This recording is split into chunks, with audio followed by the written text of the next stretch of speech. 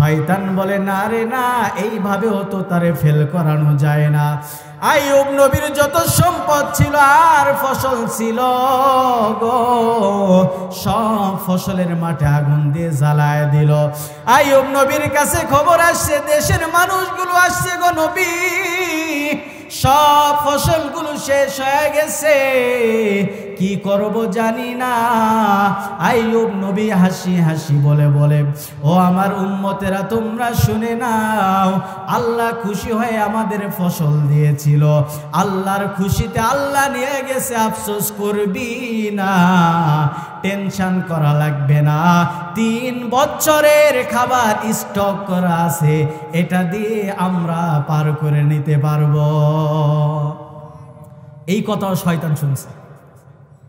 এই কথাও শয়তানের কানে যাবার পর এটারেও ধ্বংস।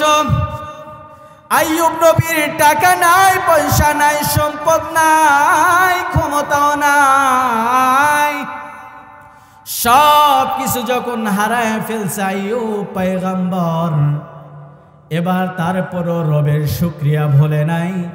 আইয়ুব নবী এবার চিন্তা করতেছে, একেও তো হারানো যায় না, এতদিন মালের উপর দিয়ে নিছে, এখন জানের উপর দিয়ে নিতে চায়। আইয়ুব নবীর সন্তান ছিল 7 জন। কথা বলেন কয়জন? আরো জোরে কয়জন? 7 জন সন্তানকে একসাথে ওয়ালের সঙ্গে ধাক্কা দিয়ে একসাথে সন্তানকে মেরে ফেলে দেয়। আপনি আমার সন্তান যদি একজন মারা যায়, কি অবস্থা? মনে হয় কলিজা ফেটে যাবে। 7 জন সন্তান মারা যাওয়ার পরেও আইয়ুব আলহামদুলিল্লাহ বলে রবের শুকরিয়া পড়ছে। সুবহানাল্লাহ। বিসমিল্লাহির রাহমানির রাহিম।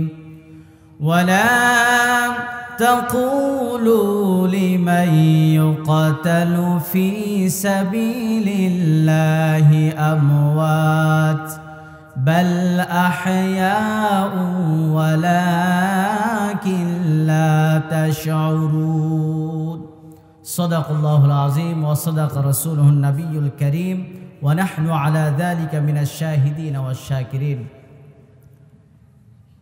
নওগাঁ মান্দা ময়নমবাসী কেমন আছেন? আল্লাহ পাক, আমি সরাসরি আলোচনার দিকে চলে যাই। আল্লাহ পাক রব্বুল আলামিন আমাদেরকে বলতেছেন, বান্দারে তোমাদেরকে আমি আল্লাহ রব্বুল আলামিন পরীক্ষা নেব। কি নেব? পরীক্ষা ছাড়া কাউকে জান্নাতে প্রবেশ করাবো। নবীদের পর্যন্ত পরীক্ষা করছে, ঠিক কি না? নবীদের পর্যন্ত পরীক্ষা করছে, আমাদেরও পরীক্ষা। এই জন্য আল্লাহ রব্বুল আলামিন বলেন, ওয়ালা তাকুলু লিমান ইউকতালু ফি সাবিলিল্লাহি আমওয়াত। আল্লাহ বলছেন, বান্দারে তোমাকে আমি আল্লাহ রব্বুল আলামিন, কখনো তোমাকে আমি আল্লাহ দরিদ্রতা দিয়ে আমি আল্লাহ পরীক্ষা নিব, কখনো তোমার সম্মান দিয়ে আমি আল্লাহ পরীক্ষা নিব, কখনো টাকা পয়সার মালিক বানায় বান্দারে তোমারে পরীক্ষা নিব, আবার কখনো তোমার সম্মানের চেয়ারে বসায়ও আমি আল্লাহ পরীক্ষা নিব। সম্মানের চেয়ার পাইলাম বুঝি, পাইলে মনে করা যাবে না আল্লাহ বুঝি ভালোবাসে, ঠিক কি না? এই জন্য আল্লাহ বলছেন, বান্দারে তোমারে পরীক্ষা নিব, আর এই পরীক্ষা যখন তুমি পাস করবে রে বান্দা, আমি আল্লাহ রব্বুল আলামিন তোমারে জান্নাতি মেহমান বানায় দিব। এই জন্য আল্লাহ বলছেন, বান্দারে কখনো কখনো তোমাকে তোমার কাছ থেকে তোমার আপনজন প্রিয় মানুষটাকেও দূরে সরায় দিব পরীক্ষা নেওয়ার জন্য। এই জন্য আল্লাহ বলছেন, বান্দারে তোমাকে পরীক্ষা নেওয়া হবে। যখন মুমিন থাকবে না, যখন এই পৃথিবীতে নাফরমান বেঈমান বান্দা দিয়ে ভরে যাবে, আল্লাহ বলেন, বান্দা ওই সময় তোমার পরীক্ষা নিব। যখন মানুষ যখন বেঈমান হয়ে যাবে, ওই সময় কিয়ামত সংঘটিত করবে। আল্লাহ বলা মানুষ থাকা পর্যন্ত আল্লাহ এই দুনিয়াতে ধ্বংস। আল্লাহ রাব্বুল আলামিন বলছেন, বান্দা যেদিন আমি আল্লাহ কিয়ামত কায়েম করে দিব, যখন দেখব কোনো মানুষ নাই, কোনো বেঈমান মানুষ দিয়ে ভরে গেছে, আল্লাহ রব্বুল আলামিন যখন পৃথিবী শুরু করে, আল্লাহ সেই সময় আল্লাহ ইসরাফিল আলাইহিস সালাতু ওয়াস সালামকে আমার আল্লাহ সিংহা লাগায় আল্লাহ দাঁড় করায় রাখছে। আল্লাহর অনুমতি হতে দেরি হবে রে, আল্লাহর ফেরেশতা ইসরাফিল সিংহায় ফুৎকার দিতে দেরি করবে না। আল্লাহ বলছেন যখন আমি অর্ডার দিব, ইযা যুলজিলাতিল আরদু জিলজালাহা, যখন ইসরাফিল যখন সিটকায় ফুঙ্গার লাগায় দিবে আমার ভাইরা, হাদিসের মধ্যে আল্লাহর কোরআনের আয়াত বলে, ইযা যুলজিলাতিল আরদু জিলজালাহা, পৃথিবী কম্পন সৃষ্টি হয়ে যাবে, পৃথিবীতে কম্পন সৃষ্টি হয়ে যাবে। শুধু তাই নয়, ওয়া আখরাজাতিল আরদু আসকালাহা, সেদিন পৃথিবী তার নিচে যত ভারী ভারী বস্তু ছিল, সেদিন আমার আল্লাহ রব্বুল আলামিন সব আল্লাহর অর্ডারে ভারী বস্তুগুলো বের হয়ে যাবে, স্বর্ণগুলো বের হয়ে যাবে। আটলান্টিক মহাসাগরের মধ্যে সেদিন আগুন ধরে যাবে। সেদিন এই পৃথিবীর মানুষগুলো বলবে, ওয়াকালাল ইনসানু মা লাহা, সেদিন এই মানুষগুলো বলবে, রে জমিন তোর কি হয়েছে রে জমিন, এই সম্পদ আজকে বের করে দিচ্ছিস রে জমিন, এই সম্পদের কারণে ভাই ভাইয়ের সাথে গন্ডগোল, এই সম্পদের কারণে ছেলে বাবার সাথে গন্ডগোল আছে না নাই, এই সম্পদের কারণে স্বামীকে বিবি ছেড়ে চলে যায়, বিবিকে স্বামী ছেড়ে চলে যায়, আছে না নাই, এই সম্পদ আজকে কেন বের করে দিচ্ছিস?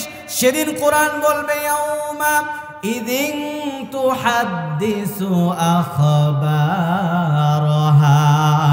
সেদিন ওই জমিনের মুখগুলো খুলে দেওয়া হবে, আর ওই জমিনগুলো তার পৃথিবীর যত সংবাদ আছে সবগুলো সেদিন প্রকাশ করে দিবে।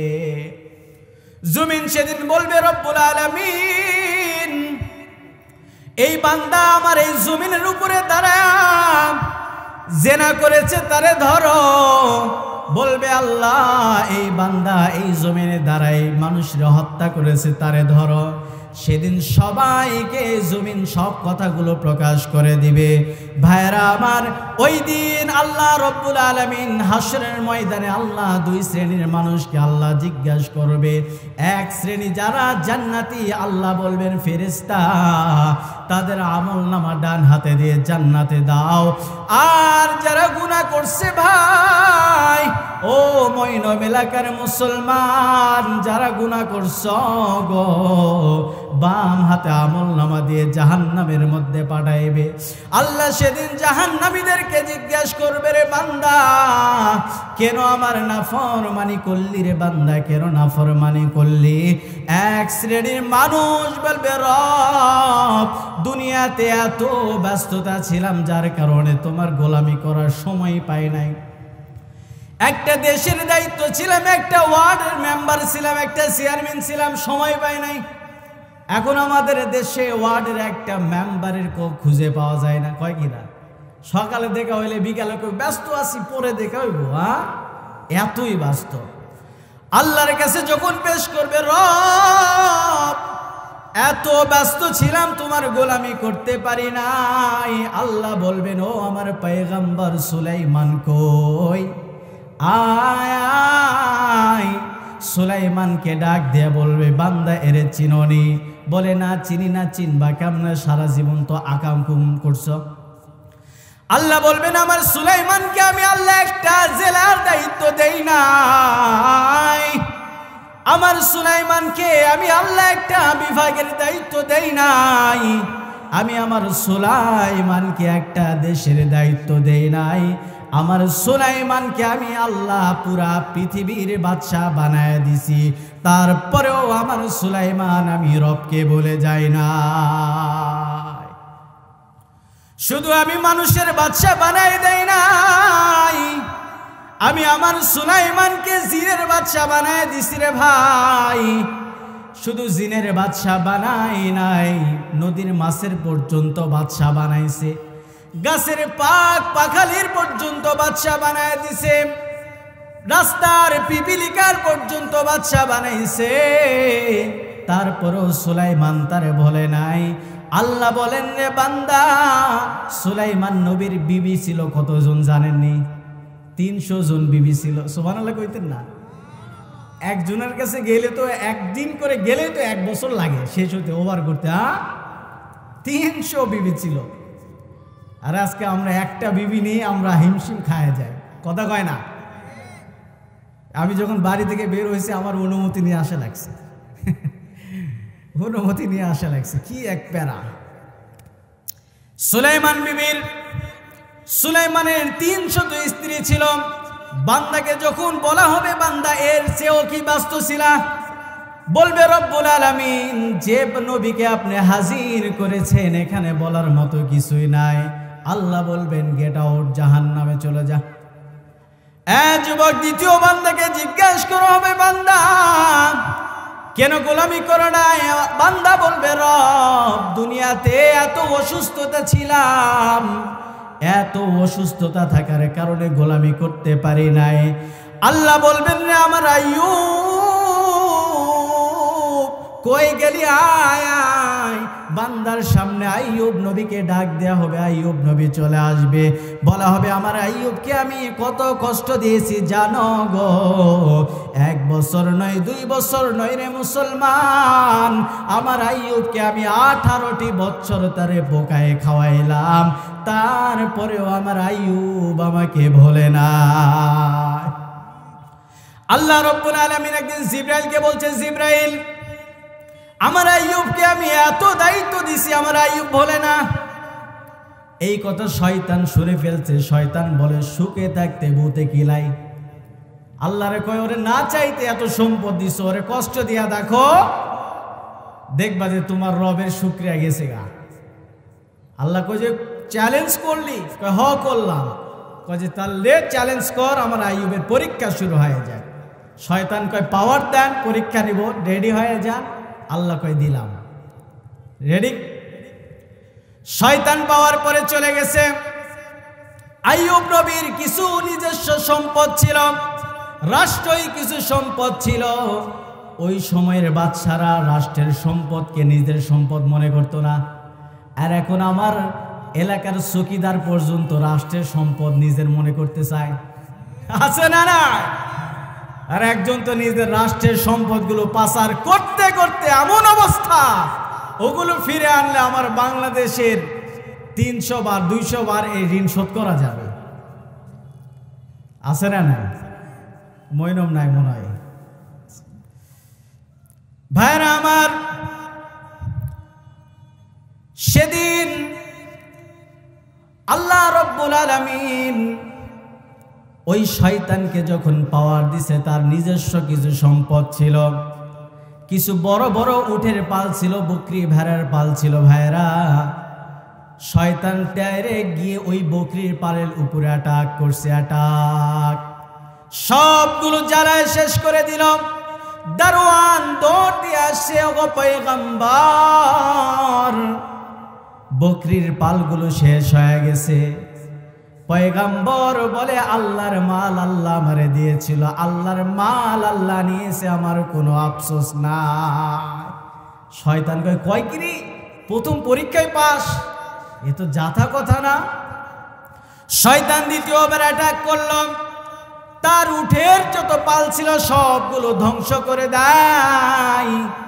ধ্বংস করে দেবার পরে সেখান থেকে লোক আসছে, গো পয়গম্বর সবগুলো শেষ হয়ে গেছে।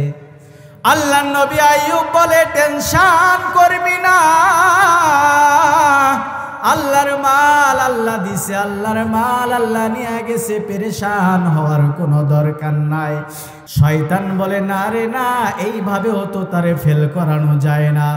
আইয়ুব নবীর যত সম্পদ ছিল আর ফসল ছিল গো, সব ফসলের মাঠে আগুন দিয়ে জ্বালায় দিল। আইয়ুব নবীর কাছে খবর আসছে, দেশের মানুষগুলো আসছে, গো নবী সব ফসলগুলো শেষ হয়ে গেছে, কি করব জানি না। আইয়ুব নবী হাসি হাসি বলে ও আমার উম্মতেরা তোমরা শুনে নাও, আল্লাহ খুশি হয়ে আমাদের ফসল দিয়েছিল, আল্লাহর খুশিতে আল্লাহ নিয়ে গেছে, আফসোস করবি না, টেনশন করা লাগবে না। 3 বছরের খাবার স্টক করা আছে, এটা দিয়ে আমরা পার করে নিতে পারবো। এই কথাও শয়তান শুনছে। এই কথাও শয়তানের কানে যাবার পর এটারেও ধ্বংস। আইয়ুব নবীর টাকা নাই, পয়সা নাই, সম্পদ নাই, ক্ষমতাও নাই, সব কিছু যখন হারায় ফেলছে আইয়ুব পয়গম্বর, এবার তারপরও রবের শুকরিয়া ভোলে নাই। আইয়ুব নবী এবার চিন্তা করতেছে, একেও তো হারানো যায় না, এতদিন মালের উপর দিয়ে নিয়েছি, এখন জানের উপর দিয়ে নিতে চায়। আইয়ুব নবীর সন্তান ছিল 7 জন। কথা বলেন কয়জন? আরো জোরে কয়জন? 7 জন সন্তানকে একসাথে ওয়ালের সঙ্গে ধাক্কা দিয়ে একসাথে সন্তানকে মেরে ফেলে দেয়। আপনি আমার সন্তান যদি একজন মারা যায় কি অবস্থা, মনে হয় কলিজা ফেটে যাবে। 7 জন সন্তান মারা যাওয়ার পরেও আইয়ুব আলহামদুলিল্লাহ বলে রবের শুকরিয়া পড়ছে। সুবহানাল্লাহ। আইয়ুব নবী যখন শুকরিয়া আদায় করে, শয়তান মনে মনে চিন্তা করে না জানের উপর দিয়ে নেওয়া হচ্ছে না, এবার শরীরের উপর যখন অ্যাটাক শুরু হয়ে গেল, আইয়ুব পয়গম্বর ধীরে ধীরে অসুস্থতা হয়ে গেল। আইয়ুব নবীর শরীর ফুলে যায়। আইয়ুব নবীর শরীর যখন ফুলে যায়, ধীরে ধীরে ঘা হয়ে যায়, ঘা থেকে পুষ বের হয়ে যায়। আইয়ুব নবীর ঘাড় পুষ থেকে যখন ধীরে ধীরে পোকা বের হতে লাগে, এত দুর্গন্ধ আর দুর্গন্ধ। এই দুর্গন্ধের কারণে, আইয়ুব নবীর শরীরের দুর্গন্ধের কারণে এলাকার লোকগুলো থাকতে পারে না। এলাকার লোকগুলো বলে, আইয়ুব নবীর নে তাড়াতাড়ি দূর হও। এলাকা ছেড়ে বিদায় করে দিয়ে দিলেন আইয়ুব নবী।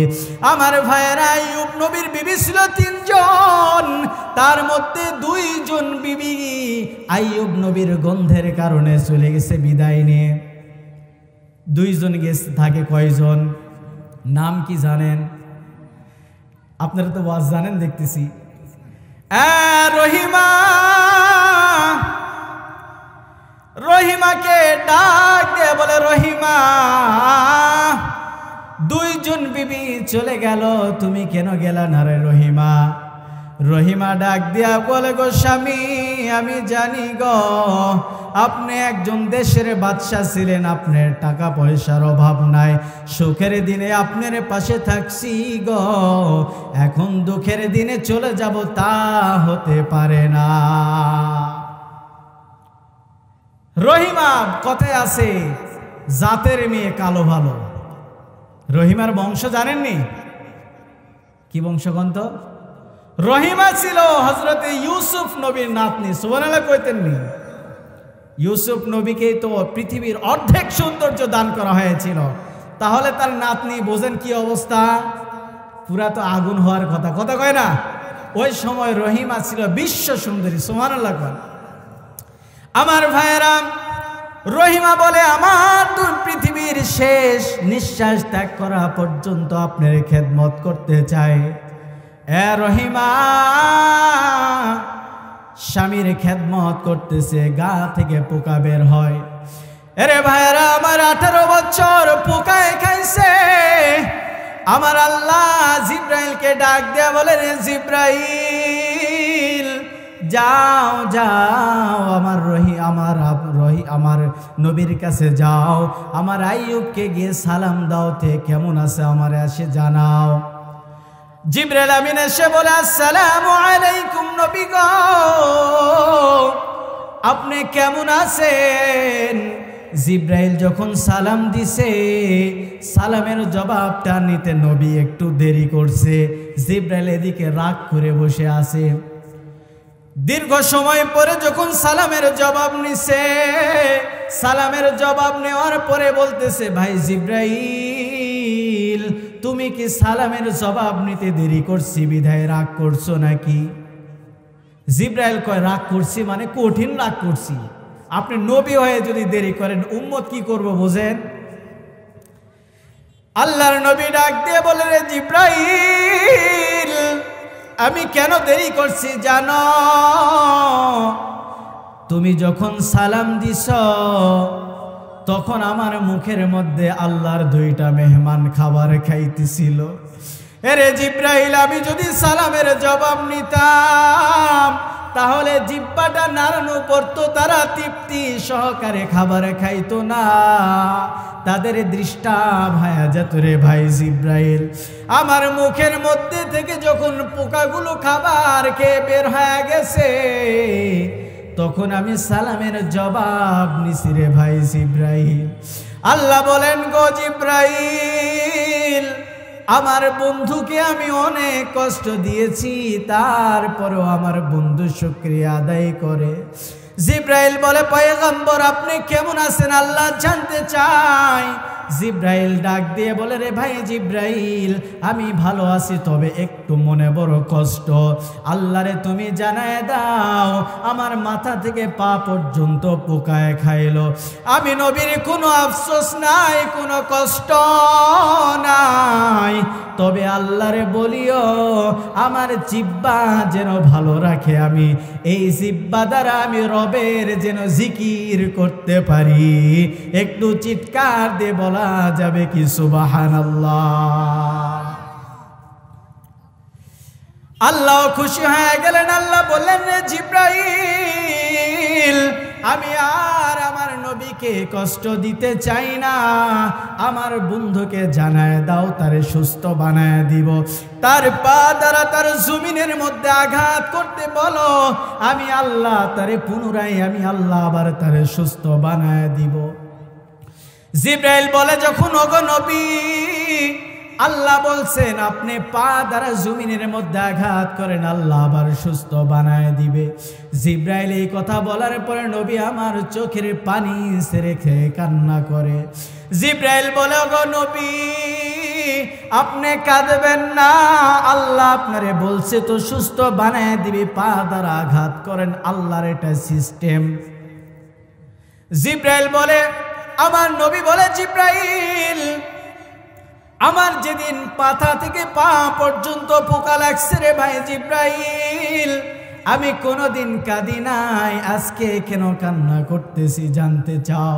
আল্লাহ যে আমারে বলছে পা দ্বারা জমিনের মধ্যে আঘাত করতে, তাকায় দেখ রে ভাই আমার পায়ের গোড়া পোকায় খেয়ে খুলে পড়ে গেছে, আমি কি দ্বারা আঘাত করবো রে ভাই? আল্লাহ বলেন, জিব্রাইল আমার বন্ধুকে জানায় দাও, আমার বন্ধু যেন পা নাড়ায় দেয়, আমি আল্লাহ সুস্থ করে দিব। চিৎকার দিয়ে বলেন না সুবহানাল্লাহ। জিব্রাইল আমিন যখন বললেন নবী পা নাড়ায় দেন, আমার নবী পা নাড়ানোর সঙ্গে সঙ্গে শরীর থেকে পোকাগুলো বের হয়ে দৌড় শুরু করে দিছে। আর আমার নবীর পা মোবারক থেকে পানি যখন বের হয়ে গেছে গো, ওই পানি যখন বের হয়ে গেছে ওই পানি আমার নবীকে জিব্রাইল আমিন পান করায় দিছে। আর ওই পানি দিয়ে যখন গোসল করায় দিছে, আল্লাহ রব্বুল আলামিন তার আগার চাইতে 3 গুণ সৌন্দর্য বাড়ায় দিছে। রহিমা গেছে বাহিরে, বাহিরে থেকে স্বামীকে দেখার জন্য আসছে। স্বামীকে যখন দেখার জন্য আসছে, এসে দেখে এত সুন্দর একজন পুরুষ দাঁড়ায়, মনে করছে বেগানা কোনো পুরুষ, চিৎকার শুরু করছে। আইয়ুব নবী ডাক দিয়ে বলে, রে বিবি রহিমা চিৎকার করবি না, টেনশন করবা না, আমি তোমার স্বামী আইয়ুব, আল্লাহ আমারে সুস্থ করে দিয়ে আবার পুনরায় সৌন্দর্য বাড়ায় দিছে। এই জন্য বলতে চাই রে মুসলমান, আল্লাহ বলেন রে বান্দা বান্দা কি পরিমাণ গুনাহ করেছো বান্দা, আমি রবের কাছে ক্ষমা চাও। আমি আল্লাহ কিন্তু নবীদের পরীক্ষা নিয়েছি ওই হাসরের ময়দানে। যদি বাহানা দাও, একটা বাহানা দিবি, একটা করে নবীকে দাঁড় করায় দিবে। সুযোগ আছে নাকি? এই জন্য আল্লাহ বলেন বান্দারে কি পরিমাণ গুনাহ করছো, কি পরিমাণ গুনাহ করছো রে বান্দা, আমি রবের কাছে ফিরে আয়। আল্লাহ বলেন ইল্লা মান তাবা ওয়া আমানা ওয়া আমিলা আমালান সালিহা ফাউলাইকা ইউবাদদিলুল্লাহু সাইয়্যাতিহিম হাসানাত ওয়া কানাল্লাহু গফুরুর রহিমা। আল্লাহ বলেন বান্দারে আমি রবের কাছে পরীক্ষা, আমি রবের কাছে তোমরা ক্ষমা চাও।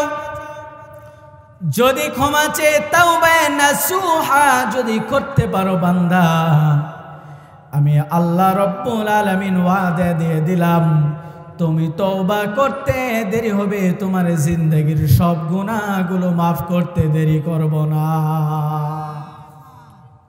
শুধু গুনাহ করব না, ইউবাদদিলুল্লাহ, তোমার যত গুনাহ ছিল বান্দা সবগুলো নেক আমল দ্বারা পরিবর্তন করে দিব। সংক্ষিপ্ত আকারে আমি বয়ান শেষ করে দিব বাজান। তওবা করলে যে আল্লাহ মাফ করে দেয়। আপনাদের মতো একজন বৃদ্ধ মানুষ সারা জীবন অন্যায় করছে, এত পরিমাণ গুনাহ করছে, এত পরিমাণ গুনাহ করছে, গুনাহ করতে করতে বান্দা তাকায় দেখে আমার ডানেও কেউ নাই, বামেও কেউ নাই, সবাই মারা গেছে। অন্তরে ভয় চলে আসছে। বান্দা ইমাম সাহেবের কাছে গিয়া বলে গো হুজুর, এমন কোন আমল আছে নাকি যে আমল করলে আল্লাহ আমারে মাফ করে দিবে? ইমাম সাহেব বলে হুজুর, বাবা বৃদ্ধ মানুষ, আল্লাহ তো বলেন নাই আল্লাহ জোহরে আসে, আল্লাহ তো বলেন নাই মাগরিবে আসে। আল্লাহ এমন সময় বান্দার নিকট হয়ে যায় যখন সবাই ঘুমায় যায়, বান্দার নিকট আল্লাহ তখন এসে ডাকতে থাকে, কি পরিমাণ অন্যায় করেছে রে বান্দা, আয় আমি আল্লাহর কাছে মাফ চা, আমি আল্লাহ তোর গুনাহগুলো মাফ করে দিব। বৃদ্ধ মানুষ বাড়িতে চলে আসছে, আসার পরে দরওয়াজা লাগায় দিয়ে শেষ রাত্রে আল্লাহর কাছে বলে, আল্লাহ তুমি আমার গুনাহগুলো মাফ করে দাও। একদিন দুই দিন কান্না করে আসমান থেকে আওয়াজ আসে, রে বান্দা যে পরিমাণ গুনাহ করেছ তোমার নামটা ইতিপূর্বে জাহান্নামের খাতায় লেখা হয়ে গেছে, এখন তওবা করে লাভ হবে না। আবার তৃতীয় দিন আবার কান্না করতেছে। বিবি ডাক দেয়া বলে, স্বামী আমার আপনি আওয়াজ শোনেন নাই? গায়েবী আওয়াজ, যতই কাঁদেন না কেন আপনার মাফ হবে না। বান্দা বৃদ্ধ মানুষ বলে, রে বাবা আমি রবের কাছে মাফ চাবো মৃত্যুর আগ পর্যন্ত, আমার আল্লাহ মাফ করবে নাকি সেটা আমার আল্লাহর ব্যাপার। বৃদ্ধ মানুষ ধীরে ধীরে ধীরে ধীরে আবার কান্না, ছোট্ট মানুষের মতো যখন কান্না শুরু করে দেয়, আল্লাহর মন্তরের মধ্যে দয়া লেগে গেছে। আল্লাহ বলেন, রে বান্দা, এ বান্দা যেভাবে ছোট মানুষের মতো কান্না করলি রে বান্দা, আমি আল্লাহ তোর জিন্দেগির সব গুনাহগুলো মাফ করে দিয়া দিলাম। আমি আল্লাহ তোর নামটা জাহান্নামের খাতায় থেকে কেটে দিয়ে রে বান্দা, তোর নামটা আমি আল্লাহ জান্নাতের খাতায় লিখে দিলাম। হে বান্দা একটু চিৎকার দিয়ে বলা যাবে কি সুবহানাল্লাহ? ইমানের পথে আমরা থাকতে চাই কি চাই না? আমি শেষ করে দিব। আল্লাহ যেন আমাদের ইমানের উপর অটল থাকার তৌফিক দান করেন। সকলে পড়ুন আমিন। কবি এজন্য সুন্দর করে বলছে, ইমানের পথে অবিচল থেকে আমার মরণ যেন হয়। তোমারই কাছে মিনতি আমার, তোমারই কাছে মিনতি আমার, মহামহিম দয়াময়। ইমানের পথে অবিচল থেকে আমার মরণ যেন হয়। প্রতিদিন মিথ্যের মুখোমুখি হয়, বেদিন ফাসেকেরা করে হয় চয়, ঠিক কিনা? প্রতিদিন মিথ্যের মুখোমুখি হয়, বেদিন ফাসেকেরা করে হয় চয়।